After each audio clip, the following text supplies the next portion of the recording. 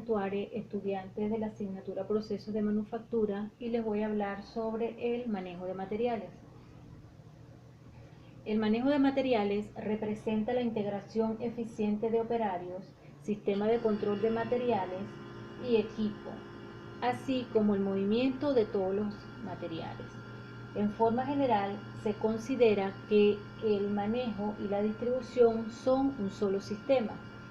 Un sistema de manejo de materiales bien proyectado ofrece grandes oportunidades de ahorro en costos y gran potencial para mejorar el servicio de los clientes. El manejo de materiales está definido por la Sociedad Americana de Ingenieros Mecánicos, ASME, como el arte y las ciencias que involucran al movimiento, el empaque y el almacenamiento de sustancias en cualquier forma. El manejo de materiales puede concebirse en 5 dimensiones. Tenemos movimiento, tiempo, cantidad, espacio y control. En cuanto al movimiento, este involucra el traslado del equipo o del material de un lugar a otro. En cuanto a la cantidad, este aspecto es de gran importancia, ya que nos va a permitir determinar el tipo de equipo que se debe utilizar para dicha cantidad de carga. El aspecto espacio tiene que ver con las dimensiones de las cuales dispone el equipo para desplazarse dentro del almacén. El tiempo determina la rapidez de traslado del material dentro de las instalaciones. El control tiene que ver con la identificación y con el inventario del almacén del material. Dentro de los objetivos del manejo de materiales tenemos los siguientes.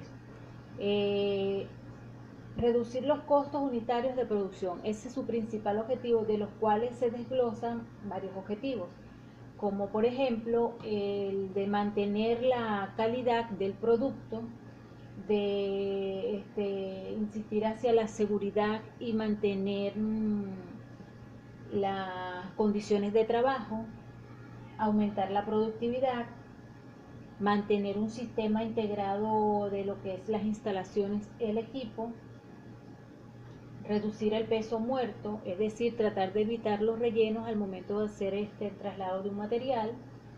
Y por último, el control de los inventarios, es decir, que se debe mantener un control de los inventarios a fin de verificar el stock de los materiales. El Comité Industrial Universitario sobre Educación en Manejo de Materiales, patrocinado por el Instituto de Manejo de Materiales, CIA, y la Sociedad Internacional de Gestiones de Materiales, adaptó los siguientes 20 principios para manejar materiales. Como primer principio tenemos el principio de planeación. El principio de planeación tiene que ver con la planificación de las actividades que se van a realizar en el caso del manejo de materiales. El principio de los sistemas deben todas las actividades mantenerse como un sistema integrado. El principio de flujo de los materiales, allí todas las actividades deben estar ordenadas secuencialmente y estar bien distribuidas a fin de tener un óptimo flujo de materiales. El principio de simplificación tiene que ver con la reducción y eliminación de aquellos movimientos y utilización de aquellos equipos innecesarios. En el caso del principio de la gravedad, allí se utiliza la gravedad porque no se paga, no tiene precio. En este caso tenemos un ejemplo, un tobogán, una cinta a través de un tobogán donde se trasladan los materiales. Como sexto principio tenemos el principio de la utilización del espacio. El principio de la utilización del espacio se refiere al uso óptimo de las instalaciones, o sea, mejorar la distribución para evitar espacio que rentar. En el principio de tamaño unitario, incrementa la cantidad tamaño-peso a las cargas unitarias, permitiendo la manipulación de las mismas más rápido y en menor costo. El principio de mecanización tiene que ver con la aplicación de energía al momento de realizar el traslado de materiales, para así eliminar lo que es el traslado manual. El principio de automatización. El principio de automatización es hacer automático el sistema o el equipo de manejo, considerando aspectos para material que se manipulará. En el caso de el principio de selección de equipo, tenemos que se debe seleccionar el equipo adecuado para el manejo, considerando aspectos del material que se transportará o que se manipulará. Como principio de estandarización, este principio tiene que ver con el control de la calidad, es decir, con la estandarización de los métodos de manejo. El principio de adaptabilidad tiene que ver con la realización de las actividades de la mejor forma posible. El principio de peso muerto tiene que ver con la eliminación de relleno al momento de realizar el traslado. Como principio de utilización tenemos que la planeación tiene que ser óptima, de manera que el equipo y el manejo de la mano de obra para la mano de obra esté engranado, con mejor utilización al momento de la actividad. El principio de mantenimiento tiene que ver con la planeación de mantenimientos predictivos o preventivo y programar las reparaciones de todo el equipo. El principio de obsolescencia tiene que ver con el reemplazo de los equipos o métodos obsoletos que ya hayan cumplido su vida de manejo, para mejorar las operaciones de traslado. El principio de capacidad tiene que ver con el empleo del equipo de manejo para alcanzar la capacidad de producción que se desea, es decir, la demanda que tiene la empresa. Como principio del rendimiento tenemos que va a determinar la eficacia del rendimiento del manejo de materiales en términos de gasto. El principio de control, el principio de control tiene que ver con las actividades, ¿verdad?, de manejo para mejorar el control del inventario. Y el principio de seguridad tiene que ver con la parte de seguridad, es decir, emplear equipos que garanticen la seguridad del trabajador. En este caso, contar con métodos y equipos apropiados para lo mismo. En cuanto a los equipos para el manejo de materiales, la tecnología para el manejo de materiales incluye tanto equipos como sistemas que se pueden categorizar. Existen miles de equipos para el manejo de material. Las estrategias y métodos de clasificación es muy variado. Vamos a mencionar 4 tipos de categorización, como lo son uso de envases y contenedores, manejo en trayectoria móvil, manejo en trayectoria fija y almacenamiento. En el caso del uso de envases y contenedores, abarca gran cantidad de métodos para envasar y colocar en contenedores los materiales para su almacenamiento. En el caso de manejo en trayectoria móvil, abarca los sistemas para mover los materiales en diferentes trayectorias sobre el proceso. Y los manejos en trayectoria fija, ellos tienen que ver con la aplicación del movimiento y almacenamiento de carga de unidades de materiales en una trayectoria fija de un lugar a otro. En el caso del almacenamiento, Este requiere de gran planificación ya que debe cumplir con muchos aspectos del manejo de materiales.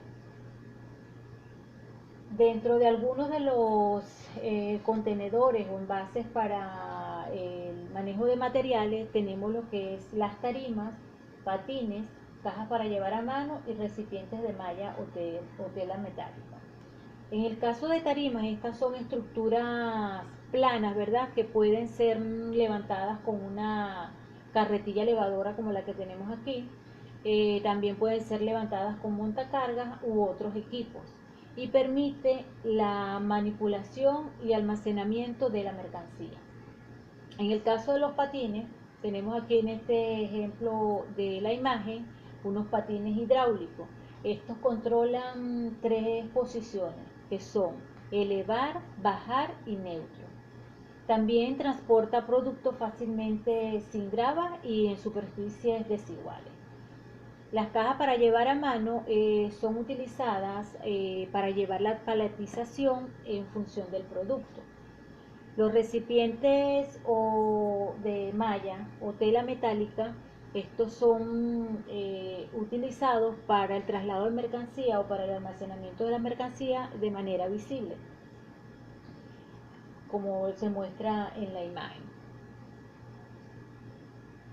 Dentro de los equipos de manejo de trayectoria fija tenemos lo que son las cintas transportadoras, tenemos los transportadores que pueden ser de rodillo, de cadena y toboganes, tenemos los elevadores, las grúas de puente, tenemos robots, tenemos transportadores hidráulicos para tarimas.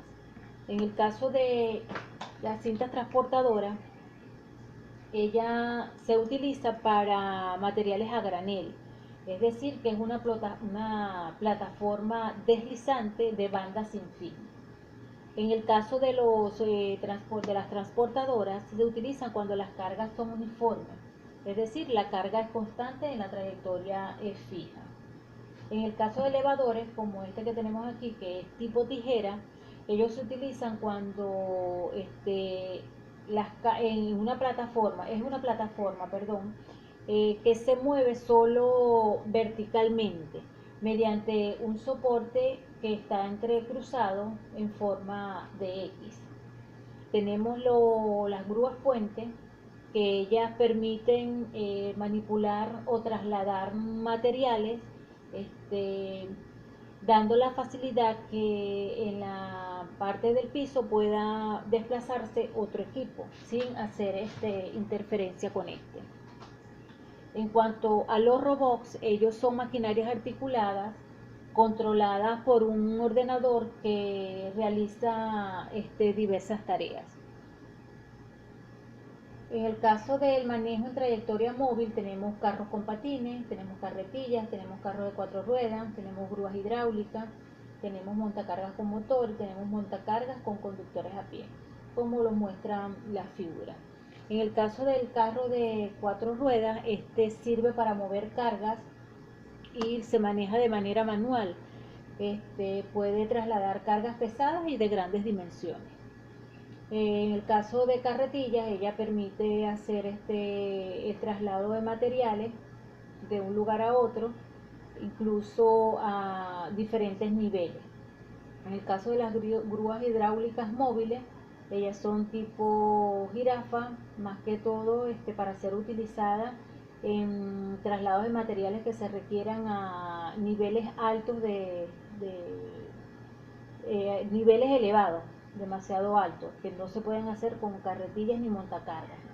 En el caso de carros con patines, se pueden trasladar las mercancías de manera manual conducidas por un operario. En cuanto al almacenamiento, también se pueden clasificar en movimientos y sin traslado y con movimiento y capacidad para trasladarse. Como lo vimos en los ejemplos anteriores, tenemos las grúas aéreas, las cintas transportadoras mixtas, las transpaletas motorizadas, las transpaletas manuales, las grúas torre, el apillador propulsado. En este caso también en la parte de almacenamiento están los silos, que son para almacenar materiales a granel. En cuanto a las estanterías y sus tipos, tenemos que las estanterías son estructuras metálicas sobre las que se depositan las unidades de carga, y ya sean cajas o palés. Dentro de los tipos de estanterías tenemos estanterías industriales convencionales, estanterías de paletización, estanterías compactas, estanterías industriales móviles y estanterías cantilever para productos voluminosos. Las estanterías industriales es la más utilizada, ya que se accede a la mercancía con mayor facilidad. En cuanto a las estanterías compactas, estas permiten el almacenamiento por acumulación de palés y que pueden acoger varias palés a la vez. En cuanto a las estanterías móviles, ellas se desplazan por unos rieles, tal como verificamos aquí. Se desplazan por unos rieles y ellas permiten, ¿verdad? La eliminación de casi todos los pasillos, ya que su traslado viene siendo a través de los rieles. En el caso de las estanterías de paletización, ellas son de estructura metálica diseñadas para almacenar mercancía de manera paletizada. En el caso de las estanterías cantilever, ellas se utilizan para productos alargados y voluminosos. Son columnas de acero con unos brazos que son los que soportan el peso del material que se va a almacenar. En cuanto a las palés y su clasificación, tenemos que el palé, conocido también como paleta o estiba, es una plataforma horizontal de una estructura definida a las necesidades del mercado, de altura mínima compatible con los equipos de manejo de materiales, es decir, con montacargas, estibadores. Hoy en día los palés son utilizados para hacer decoraciones, como podemos ver en el ejemplo de la clasificación. Tenemos las que se clasifican por su destino, que son descartables y retornables. De las descartables son las que son utilizadas para las decoraciones, para hacer muebles, sillas, cosas decorativas. Dentro del retornable tenemos el que se puede utilizar nuevamente. Por la clasificación por su piso y cubierta tenemos palés de una cubierta, palés de dos plataformas y palés reversibles, es decir, que se pueden utilizar por ambos lados. Por su número de entradas tenemos palés de 2 entradas, como lo muestra la imagen. Tenemos palés de 4 entradas, como lo muestra esta imagen. Y de acuerdo a su manipulación tenemos palés caja y palés con aletas. En la configuración de los palés, los datos de configuración del palé consisten en el tipo y el tamaño del palé que usará, el patrón de apilamiento y la rotación de capas que elegirá, el tipo de empaque del producto, cajas o bolsas, y finalmente la cantidad de elementos por fila y por palé. Es decir, que no importa la variable que elija para cada componente, la clave es que sea constante en toda la línea.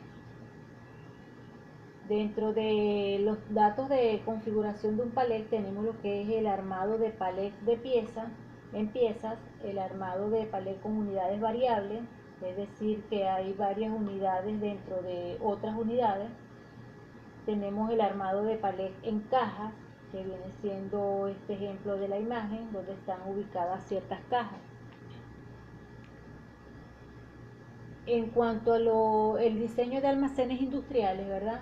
Contempla un sinfín de aspectos vitales para garantizar su buen funcionamiento y la adecuada gestión operativa de lo que es comercializado. En general, un almacén central debe estar formado por 6 secciones, que son recepción, control de calidad, almacenamiento, adaptación de unidades de carga y preparación de pedido y despacho, tal como se muestra aquí de manera individualizada. Pero lo que es la recepción y el control de calidad, ellas conforman una sola zona, la cual se denomina zona de recepción, que ella engloba lo que es la recepción de mercancía, el control de calidad y la adaptación de unidades de carga que contenga el muelle de descarga. Y debe tener 3 dimensiones adecuadas para gestionar todas las mercancías. En el caso del almacenamiento, y preparación de pedidos es otra de las zonas, ¿verdad? Y esta área depende de si se va a llevar a cabo una preparación de pedido en la instalación y si esta se va a realizar en las estanterías. Y como última tenemos adaptación de unidades y de carga y despacho, que esa es la zona de despacho. En ella se agrupan todos los departamentos de preparación de pedidos como los de despacho. En esta zona se efectúa lo que se llama la preparación y luego procede el empaque de la mercancía. En cuanto a la gestión de inventarios, tenemos que el control de los inventarios y la administración de almacenes son conocimientos y actividades que todo administrador y o gerente de empresa debe manejar y saber diferenciar con claridad con el objetivo de optimizar las operaciones logísticas de su empresa. El uso inadecuado del manejo de los inventarios, ¿verdad?, produciría un desperdicio y la visibilidad de la variabilidad del stock. Es decir, tener una buena gestión de la empresa, la posibilidad de tener sus procesos manejando, preservando y custodiando sus activos.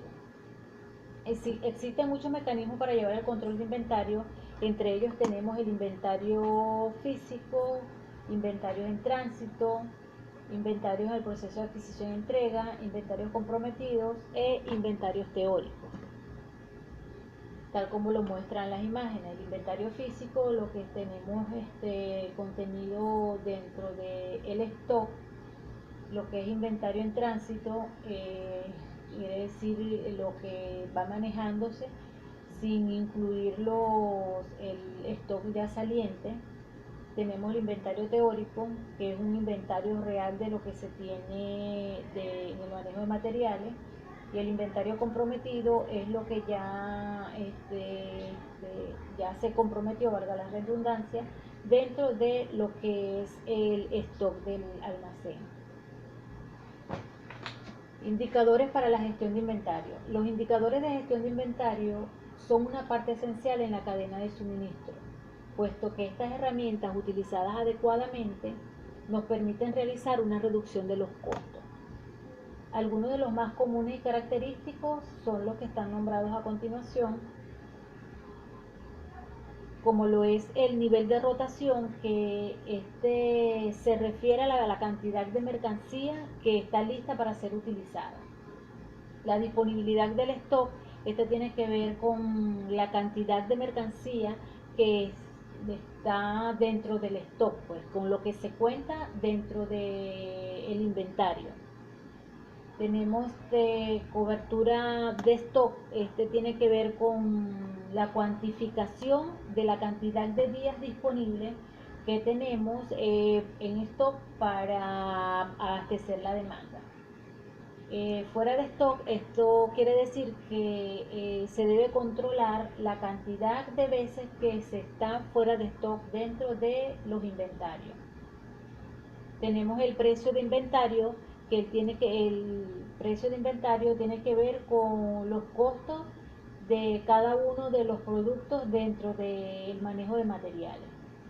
El costo de inventario tiene que ver con que mientras más resulte la suma, ¿verdad?, tendremos un mayor valor estancado esperando para ser utilizado. En cuanto al número de ítems y líneas de orden, ¿verdad?, nos permite conocer cómo son nuestros pedidos. En cuanto a la utilización del espacio, se debe utilizar un espacio acorde dependiendo de los materiales y de los equipos utilizados para el manejo y traslado de los materiales. En cuanto a los pedidos perfectos, ¿verdad?, tenemos que vienen por porcentaje, miden nuestro porcentaje de envíos perfectos dentro de la organización. Como casos de aplicación tenemos el análisis de la empresa de CBG Benalum, que posee diferentes equipos para el manejo de materiales, ¿verdad?, el cual es administrado por el departamento taller de equipos móviles, el cual se encarga de asegurar la disponibilidad operativa y la optimización de los equipos móviles industriales de la empresa. en condiciones de calidad y oportunidad, a fin de satisfacer los requerimientos de las unidades usuarias y facilitar continuidad de las operaciones en planta. Dentro de algunos de los equipos existentes tenemos lo siguiente: aquí tenemos una grúa, un carro, aquí tenemos una grúa jirafa, aquí tenemos unas grúas puente, aquí hay otra variedad de grúas puente, aquí tenemos un elevador tipo tijera, aquí tenemos un carro móvil, aquí tenemos otro montacargas, aquí tenemos otro carrito móvil. Y como conclusión tenemos que el manejo de materiales, por estar relacionado con el movimiento de los equipos, desde su llegada hasta su salida, pasando por el almacenamiento, procesamiento y embarque del producto, debe tener un manejo adecuado y poseer el equipo necesario para tener una buena fluidez en la planta, manteniendo de esta manera la satisfacción de los clientes al cumplir con su rápida y eficiente entrega de producto requerido. Aquí tenemos la bibliografía de la cual fue tomada parte de la información para la elaboración de la presentación. Y por último tenemos que Albert Einstein dice que nunca consideres el estudio como una obligación, sino como una oportunidad para penetrar en el bello y maravilloso mundo del saber. Espero le haya servido de mucha ayuda en la presentación.